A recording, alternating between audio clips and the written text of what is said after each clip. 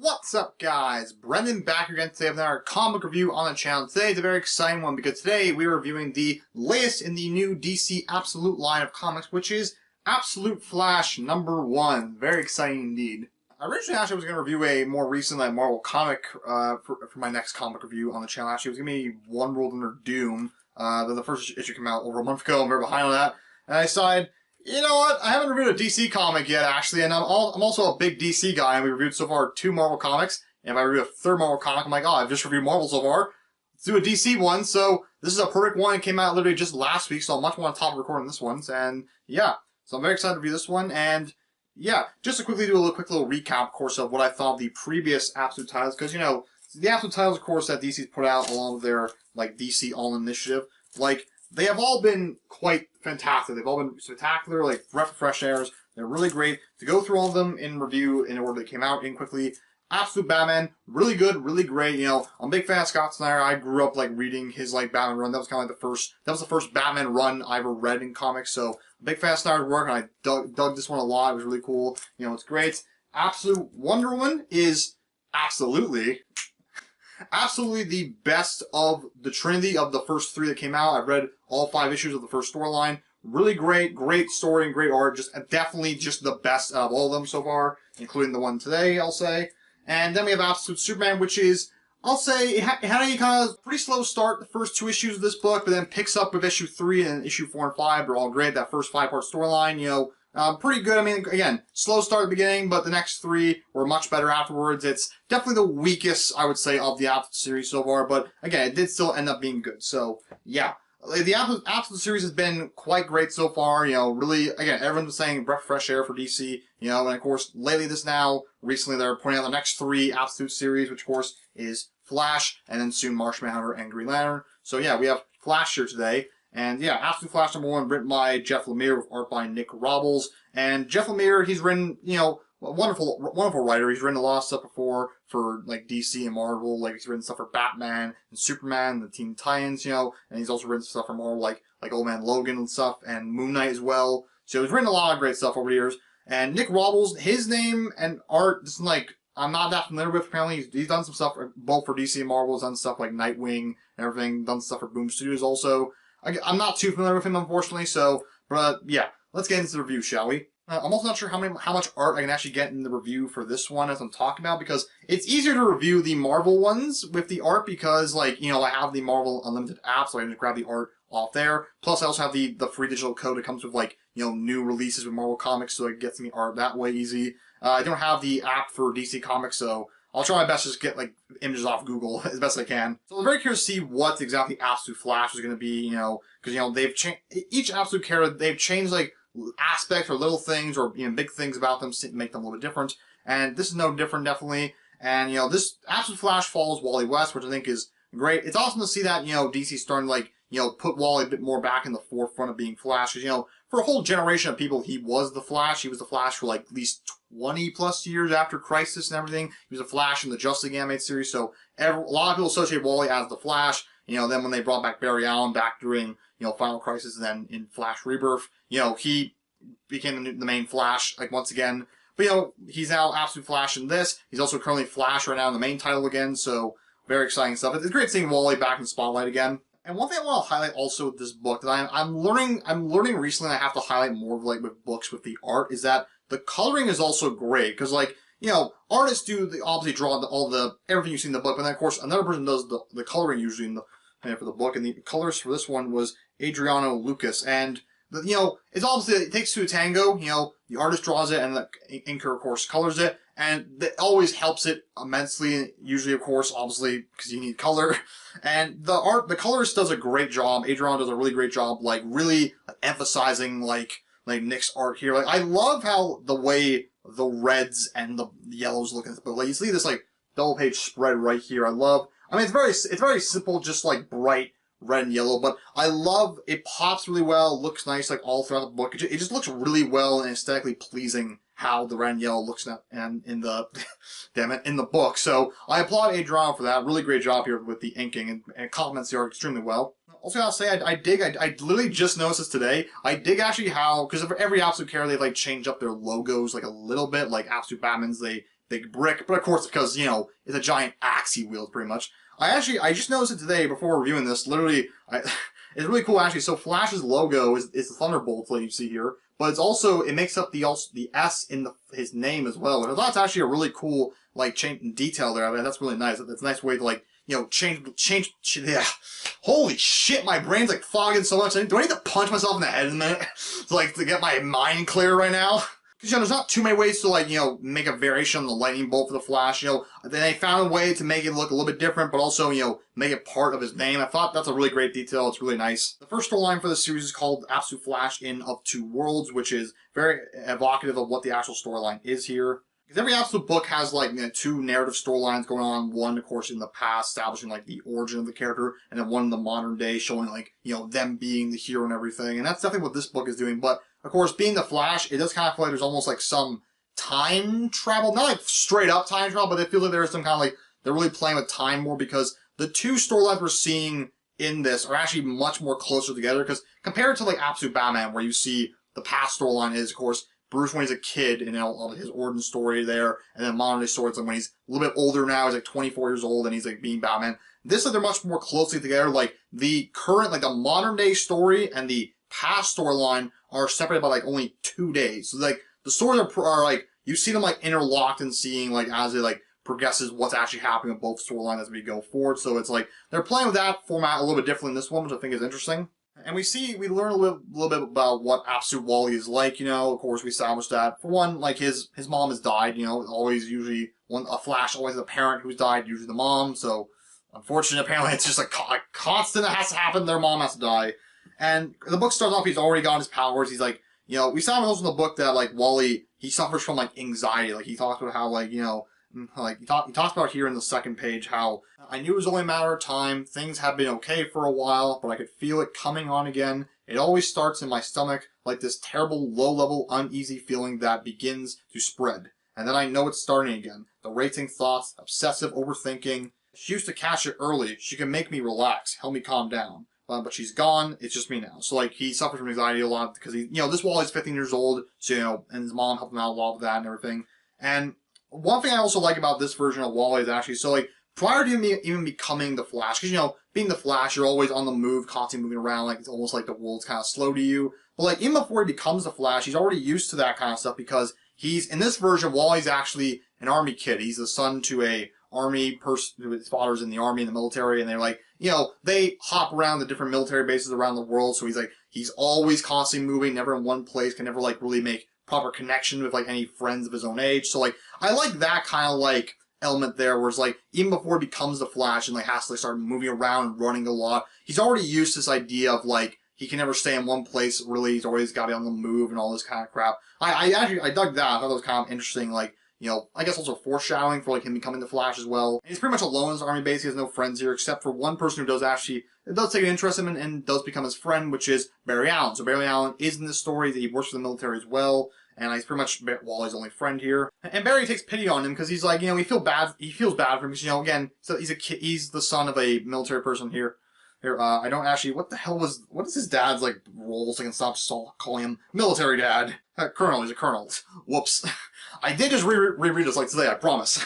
But yeah. So yeah, of course, he understands him. He's like, yeah, this kid, his dad's a colonel in the military, so obviously he's got to move around with him a lot. Wherever he goes, he has to, so it sucks. Being here sucks. Not a great place for a kid. There's nothing really to do around here besides go to school and just kind of, like, just sit in your barracks all day doing, like, I don't know, reading or whatever. It's not much for him to do, so he takes pity on the kid and, like, tries to get him, like, active and do stuff. And, like, he shows him around their lab and, like, what they're actually working on here. And Wally's not really sure what they're doing here because he didn't really talk with his dad much about it. And Barry shows him that they're working on something called Project Olympus, which he asks him what exactly they do here because he finds a bunch of, like these spear, like, containers with, like, monkeys in them. And Barry tells him pretty much he can't exactly tell him what they're really doing here, but he tells him that, but this is what he does tell him. We're working on the very razor's edge of physics and biology. I mean, I'm not going to lie. It's the military. So the mandate is obviously weapons development. But that's only the beginning. Where we can go from there is, well, we're breaking new ground every day. I imagine we'll find out as the book goes on more issues about other stuff they're doing here, especially with, like, the monkeys, because one thing it's not in this issue, but it was revealed in, like, a lot of the press release for this comic that Grodd will be in this book, but he won't be like Grodd in the main universe where This Grodd is just a chimp. He's a little monkey who's been experimented on. That's how he became intelligent and everything. Again, he's not really. I think we do see him at one point here quickly, and like he's got a really gnarly design here. Like not gnarly, but it's a really interesting design here. He's got this really like they went really for like a really kind of sci-fi looking like chimp here. Like he almost kind of looks like in some of the press images, like the leak from the Super Friends of the Wonder Twins. And yeah, he's gonna be actually a pet to Wally in this series, so that's gonna be very interesting to see what the dynamic of Wally and a little gorilla Grodd, or like chimp Grodd, I guess will be. So like, that's gonna be very curious. But again, he's not in this, so I digress. I think I also just realized, like when I was complimenting the like inking on the book, I actually completely forgot to compliment the actual art of the book. So whoopsie, we'll do it here now. My brain's scattered, can you tell? But yeah, art, like Nick Waddell's art is very good. Like, you know, it's very different from like the rest of the Absolute titles. Like the art here is like it's very like simple, but like, you know, kind of fun. Like simple, lighthearted kind of fun, which, you know, is very evocative of the Flash. You know, the Flash is usually like, he's usually like one of the more lighthearted, or like usually the main like lighthearted, like, you know, easy breezy kind of character in the Justice League more than anyone else is really. You know, it's kind of like how in Justice League Unlimited, like Batman kind of envies the Flash for like how his life is, how like he's respected and everything. He does like envy him a little bit for that, which is like it's interesting. I do like that, and that's usually how the Flash kind of is, and like the art in a lot of Flash comics kind of evokes that a lot. How like he's more brighter, more easygoing, a bit more fun, a little bit like that. Like, and like of course even Superman's also like that as well. But you know, Superman he deals in like a lot more bigger things, like, you know, corporate stuff with Luthor or alien invasions or like just monsters, you know. And Flash will do that stuff too as well, but like more on smaller scales. All he's not like Superman. Like Superman is like he's Superman. Flash is like not Superman, obviously. It evokes kind of this more like bright, like fun tone, really. Like you look at the art from like Mark Waid or Jeff Johns runs, or the DC Rebirth run, or even the current run in the Flash right now in DC All In. Like they all have this kind of like it's not like super serious looking, but it's also not too cartoony looking. It's always like perfect level of like it's very fun and like appealing to look at. It's bright and fun. It looks great, and I feel like I noticed that it's kind of a pattern of Flash comics. They always kind of have that kind of art style, it seems here. And like especially comparing the art in this book to the other DC like or Absolute books, so, you know Nick Dragotta's art from Absolute Batman is much more grim and kind of violent and kind of like freaky. It really highlights how like evil and just kind of like a mess that Gotham is there, and just like violence, you know. And they have Hayden Sherman's art from Absolute Wonder Woman, which really invokes the mystic and mythological elements of that world and like the big scale of it as well, of course. And Rafa Sandoval, I think they pronounce the name, you know, his is looks more like, I don't know how to describe this, like more normal, like a bit more normal, but also like, you know, kind of like big in its scale. Of course, again, it's Superman, so this is like the big guys. Like he's got kind of this more like larger than life kind of like look to it, of course. And then Absolute Flash with Nick Robles, which is a bit more calm, a bit more laid back, but still looks really good and really appealing for like the Flash character. Worked really well for him, and yeah, I think the art looks great in this book. Anyways, Barry tries offering to Wally, hey man, I read your file, you're a really smart kid. Like, too smart to be stuck sitting around in the barracks and going to that embarrassment of a school you go to here on the base. Like, maybe you can come work with me part-time down in your lab, you know, I feel like you'd be into this stuff and everything. And Wally's not sure, like, oh, I don't know, I'm not sure, that'd be awesome, I'm not sure my dad would let it and everything, like, and also, isn't this all, like, super classified? And he's like, yeah, but I can pull some strings, also talk to your dad, I'm sure he'll be fine. And of course, you know, his dad comes in here and he's quite mad at Wally for coming down here, and also mad at Barry for showing him all this stuff, and mad that he snuck out, and then like he heard from some of the soldiers that he like came back here late past curfew. He's mad at him and all that. You know, Wally's telling him how like he's telling Wally like, what were you doing out there gallivanting with some friends causing trouble? And Wally's telling him like, what friends that? I've got nobody like here to hang out with. I got nothing on this base. What do you expect me to do? Just like surround, just be bored out of my mind, all that kind of stuff. It's like it's good stuff here. And after that's where we all see how like the book is like jumping around a little bit, because the book starts off, of course, in the present day, and then right after we like jump like 2 days ago and everything, and then now after that scene with like Barry, Wally, and Wally's dad, we're now in the modern day again, where Wally's sitting there lamenting how he should never gone with Barry, should have like just left his dad a long time ago. You know, he's better off alone. That way he won't hurt anyone. What's talking about there? We will find out. You know, but he's just sitting in the desert, and then he comes across this vehicle that starts chasing him down and fires this like giant thing at him that starts chasing him down. And we discovered that it's actually this universe's version of the Rogues. We have Captain Cold, Captain Boomerang, the Trickster, and Golden Glider. And the Trickster has the most interesting, like, design here of all of them. I couldn't even tell that was the Trickster at first. Like, even when he calls him Jesse, because his name is Jesse in the original universe, but I still could not tell that was the Trickster at all. It's like, that is a interesting design to give a Trickster, obviously. And I do dig all their design. I like Captain Cold's look. Like, I saw someone say he's got the kind of, like, Viltrumite mustache on him, like, from Invincible, which is actually kind of funny. And they're chasing him down for what reason we don't actually know as of right now. And Wally keeps lamenting how, like, did my dad send him after me? Would he really actually do that? How could he? And, you know, anxiety starts starting up again, and he starts, like, running and seeing, like, all, like, both times we see him, like, run and sees, like, energy around him, there's always, like, this, like, images of what looks like him, like, screaming, or somebody screaming and everything in pain. It's always very interesting. And then we cut back to, like, then him in his room, like, one day ago now, sitting up there, just, like, on his guitar. And this is what's interesting, because it feels like, this is why I meant, right, there's almost some kind of time travel element here, where it's like, because, like, when we see him, like, in the last panel, he's, like running and hearing someone screaming, he's kind of in pain, like, while running from the Rogues. But then, all of a sudden, we jump back to one day ago, where he's in his room, and we see that same, like, speed energy kind of, like, just, like, around his head a little bit. And this is before he gets the powers. So it's like there's some kind of time travel. It's almost like he's, like, looking back into the past in some capacity. Because you also see it later on, like, after he has a little talk with his dad, where his dad tells him, like, you know, look, I'm sorry, like, you weren't supposed to see what was in the mountain yesterday and everything. But, like, the work we do here is dangerous, like, and everything. Like, I need to be here, so I'm sorry, but I also want to look after you and everything. And Wally rips into him, like, are you serious? You drag me across the country again because you need to be here. But what about me, Dad? And it's like, this is my job, son. And what am I supposed to do? Just sit in my room and wait until you get some new orders and we move again? At least Barry showed some interest in me, saw some potential in me.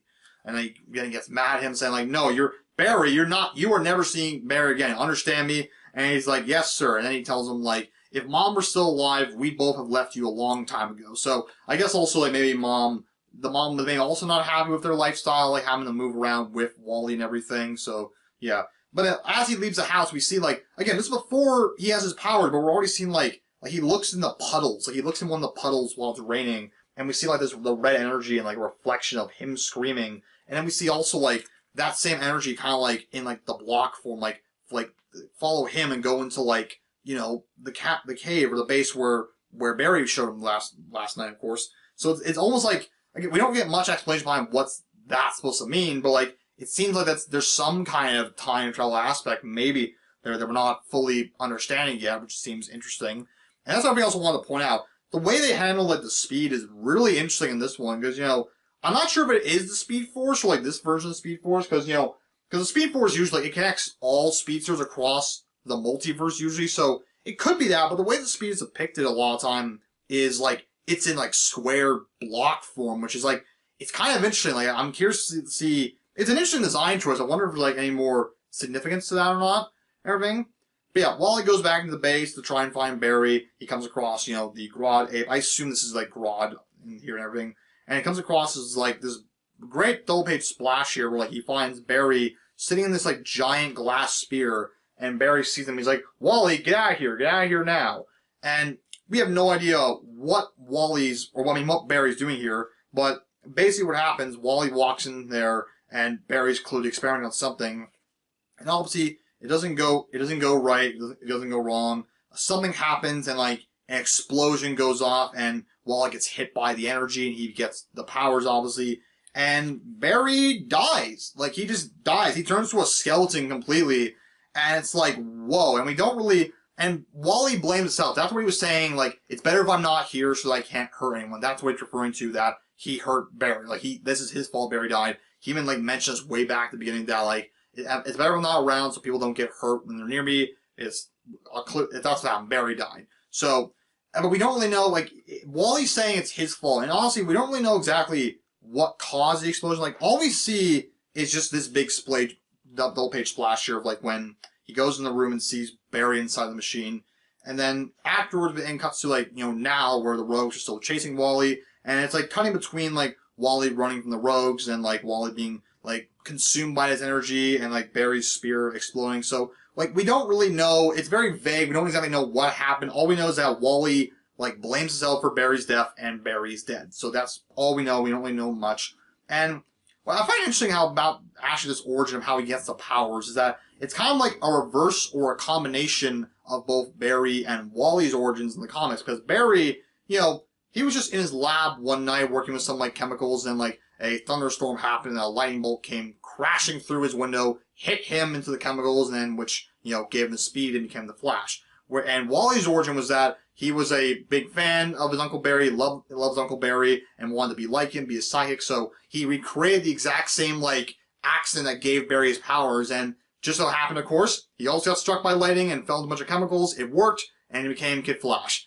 Yes, that's very responsible of him. He's lucky it worked, but still, that is Wally's origin. He recreated the experiment, and he got his powers. Like, Barry got his powers by accident, Wally got his powers intentionally, but this time around, it seems like, I mean, we don't know exactly what the experiment Barry was doing. Like, maybe he was trying to give himself speed powers, or maybe something else. Again, we don't know, but this time around, it seemed like Barry was like, as of right now, was intentionally trying to give himself, like, speed, and then Wally got speed by accident. So I think it's kind of a neat little reverse / combination of the two. It's really interesting. But yeah, so Barry died, and that's all we see of like this point in the story. Because in the final 2 pages, we actually do a flash forward. They do call it flash forward to 1 year later, which is the one page where I was kind of like, oh, what? We're now jumping a whole year later in time, where Mirror Master escapes out of this glass into the wreckage of what looks like the facility that Barry was working in. And he asks for access to Project Olympus, archives requested, password Blue Trinity, which I learned this right before doing this video, that the Blue Trinity was actually a group of like Soviet speedsters in the comics that were like designed to hunt down the Flash and fight him and everything. So that's interesting, that element. So I wonder if something will come about that. Like maybe Mirror Master, because this is like, government facility like for America. So maybe I wonder if Mirror Master in this version is hopefully like working with Russia, maybe. Maybe he's like infiltrating, trying to get some secrets, possibly. So like, I wasn't thinking about that at first when I read this, but once I learned what Blue Trinity meant, I was like, maybe that could be what that is. That could be possible. Some more government conspiracy. And the final page, we see Mirror Master just looking at computer screens of like the future now. We see like we see a molten monster here, which maybe could be Heatwave. We see Wally with his costume, which is what Barry was wearing when he died. We'll also see him with like Grodd, and the last one is him just, who knows what that is he's doing. And also, also this giant, that's like, I just know that, that's like gorillas. I'm not kidding you, I didn't even notice that when I read this. I read this only a few days ago, by the way, so can you tell I'm stupid?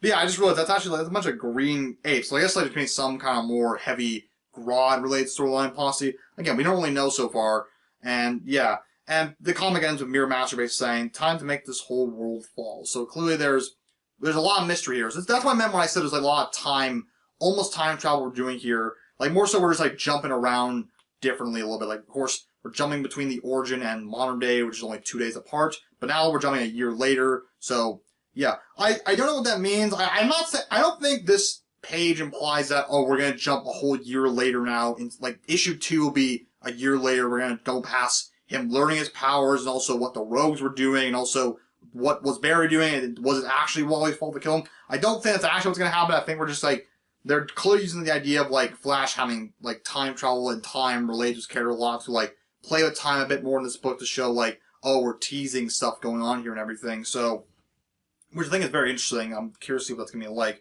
And then of course also the actual book ends with a little preview page, a few preview pages for Absolute Martian Manhunter, which I'm very excited for to read because I love the art for it. It looks great. It looks like really old retro 50s kind of art. And also like the concept of how Absolute Martian Manhunter is going to work is really interesting. So I'm very excited. Of these next 3 Absolute titles, this is the one I'm most excited for. Absolute Martian Manhunter. Absolute Flash was 2nd, and Absolute Green Lantern was 3rd. I'm really excited to read Absolute Martian Manhunter because I've never read a Martian Manhunter comic before because he doesn't get a lot of comics, unfortunately. Like, when he does, it usually doesn't last long. They usually get canceled, like, not long after they've been running. Like, his comics don't usually last very long, which is unfortunate, but I'm very excited to see what this will be like, because, John's a great character. I'm excited to see what this version of Martian Manhunter will be like, because this version's like, if I remember, it's like, one guy's a cop, but then some otherworldly being, which is the Martian Manhunter, or I think he's an extraterrestrial being from another dimension, like not from their universe, from their like just like dimension in this plane of reality, who comes and like possesses the human who is John Jones or John Jones, and so that all sounds very interesting. So I'm excited to see what that's gonna be like. I don't know if I'll review that one because I have a lot. I have to manage like the main uploads usually every week on Tuesday. It is so I'm not. I don't try to review like new comics like come out every week. Like anytime a new comic comes out that I think could be interesting for review, I'll review it. So yeah, but I'm obviously not gonna review like a lot all the time because I can't keep up with that. So, but yeah, overall, Absolute Flash I think is very good. I really enjoyed this book. I think for me, if I had to rank it with the other Absolute titles, so Absolute Wonder Woman is number 1, then Batman is number 2, Flash I would say number 3, and then Superman is number 4. I don't know if people will disagree with me on this, but personally for me, I don't know. Again, I just thought like Absolute Superman, like it started off not too interesting. I almost dropped the title after issue 2. Actually, I did drop it after issue 2. But then people immediately started saying, no, issue 3 gets like really good. Because everyone was saying that, I think the common consensus was Superman was the weakest so far. But everyone was saying, no, issue 3 gets really good. And I'm like, oh, you gotta be kidding me. So I read it and I was like, damn, this actually is good. Like my main problem, like why I like this one more, like what my problems with Absolute Superman the first issue at least was like, it felt like, because again, they were doing that same format of like, here's a story in the past and the modern day story, which is good in the other ones, but that one I felt like there was almost weirdly too much going on. I don't really know. And like, but my main actual problem with it was that Superman wasn't really in the first issue of it too much. Like, he's in it a little bit at the end, but like, we mostly see a lot of like, his parents on Krypton and some other characters on like the Peacemakers, like invading, where was it again in the book they were invading? Like, was it Mexico? I don't quite remember now. I apologize. But yeah, we don't really see much of him in the first issue. I'm kind of like, I kind of want to see I want to see more of him in the first issue to get an idea of what Absolute Superman is like. And that's why I prefer this one more, because like we have to see like Wally throughout this book and seeing like what this version of Wally's like and like how does he get his powers and everything. Like that's why I like this one more. We have to see like more of what this version of Wally's like. I mean, like sure, I've seen like Superman the Animated Series has the first episode of that show like literally is entirely on Krypton and ends of course the planet blowing up, and like that's a great episode, but like that show is like more so like doing your basic Superman, like you're getting more episodes of Superman and everything, and it's doing again your just basic Superman stuff. This was like the first issue of a completely new like reinvented version of Superman, so I was really curious to see what's he like, and then we didn't really get to see much of that. And we had to kind of read the issues that he went on, learn more about him. And, as that series went on, like, the Krypton stuff was actually the most interesting and most, like, exciting stuff in those first 5 issues. So, that was great. And, yeah, the modern day stuff also did get better, but still, the Krypton stuff is definitely the best of Superman. And, yeah, but overall, that, again, summing up, that's my main reason why I like Flash more than the Superman one, because we got to see more of what Wally was like off the bat, and I just prefer that. So, yeah. Absolute Flash is a really solid issue, and like again, also look how great the cover looks. I love like Nick's art is great, but also Adriano's like colors, like it looks so good. It looks so like appealing to the eye. It looks really great. So yeah, I'm definitely gonna pick up the rest of the Absolute series. The way I do it is that I try to read the first 5 issues, because like so far every Absolute title has so far been like a first 5-part storyline. Well, except Batman. Batman did 6, but like. They all went 5-part storylines, so that's what I try and do, just so I can say I read the first storyline of the Absolute titles, so that, I can say I was like involved, I was there when these came out, so, yeah. I'm very excited to see what the rest of this series of Absolute Flash will be in this next storyline, how the Rogues play into this, like why, like is Wally responsible for Barry's death, why are the Rogues, who hired the Rogues, like was it Mirror Master, who knows, or maybe it was somebody else, like I'm curious to see how Grodd comes into play. I'm definitely looking forward to the next issue, which will come out next month. So, yeah, and this week comes out is Absolute Martian Manhunter, so I cannot wait to read that. And then soon Absolute Green Lantern. So, yeah. Anyways, did you read Absolute Flash number 1? Tell me down in the comment section down below. What would you give the issue out of 10? I would give it maybe a, maybe a 9. Yeah, I'd say 9. I would give it a 9 probably. 9 out of 10. My only real problem, I guess, would say is the final page where we jump a year later now. All of a sudden I'm like, okay. Like, if that one felt a little bit more random, but I'm like, that's fine. I look past that, and yeah. great first issue. Cannot wait to read the rest. Tell me what you thought of it down below if you read it. And yeah, stay tuned for my next comic review on the channel, whatever it might be. I do have a plan for what it will be, but don't expect like too many like single issue reviews on this channel. Just like, again, I can't keep up with doing those with the main videos on the channel as it is on Tuesdays. But yeah, thank you all for watching, and yeah, I'll see you guys later for the next comic review, because I do have an idea of what it will be. So yeah, I'll see you guys all later. Goodbye. Hey, it's Yuri Lowenthal here. You might know me from this Marvel Spider-Man games or other places as well. You're tuned in to 100 Bomb Studios. Hit like and subscribe, but only if you like really, really nerdy stuff, because that's why I'm here.